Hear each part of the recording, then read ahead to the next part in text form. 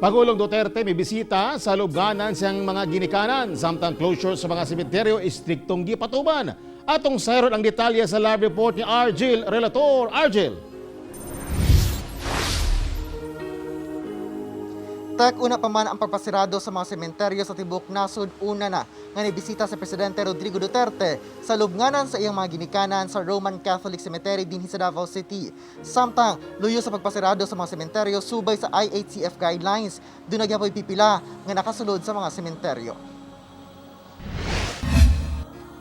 Una pa man pasiradaan ang mga sementeryo sa nasod, gibisita na ni Pangulong Rodrigo Duterte ang mosuleyo sa iyang ginikanan nga sila Governor Vicente Duterte og Soledad Nanay Suling Duterte sa Roman Catholic Cemetery. Kauban sa Pangulo ang iyang common law wife nga si Hanilat Avancenia og Senator Bongo. Wala kaayo magdugay ang Pangulo sa lugar ug gipauli kini sa ilang balay dinhi sa Davao City. Samtang sugod karong adlawa, mao kini ang sitwasyon sa Davao Memorial Park. Sirado ang gate, gibantayan sa gwardya, barangay ug kapulisan. Gani kining usa ka sakyanan, wala dayon makasulod tungod gipangutana pa sila kung unsa ang ilang tuyo sa sulod.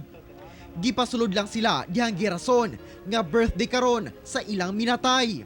Base sa guidelines sa Interagency Task Force, mamahimo lang makasulod sa sementeryo kansang minatay nagsaulog sa birthday, anniversary ug lubong.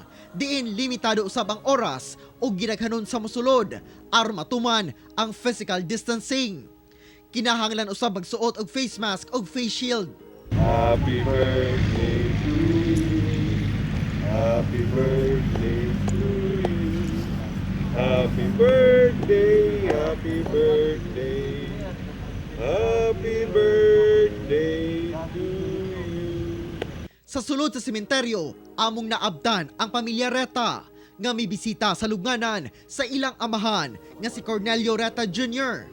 Birthday di ay niya karon. 94 na unta ang iyang edad kung buhi pa kini. Gi-escortan sila og pulis aron masigurong matuman ang 20 minutes lang nga tagal sulod sa sementeryo. Pero wala ma problema noon, dali raman no kayo ang proseso pagsunod sa sementeryo. Pero it's a limited time, is only given us 20 minutes to magstay dire. Siguro di masiguro po dapat nga na tagaglimit kay dito ata kay bawon di man magsabay-sabay mag-abutan. Sa ubang sementeryo, halos walay taong makita gawas lamang sa mga pulis ug taga-barangay nga nagbantay. Magpabiling sarado ang mga sementeryo hangtod Nobyembre 4 sa sunod semana.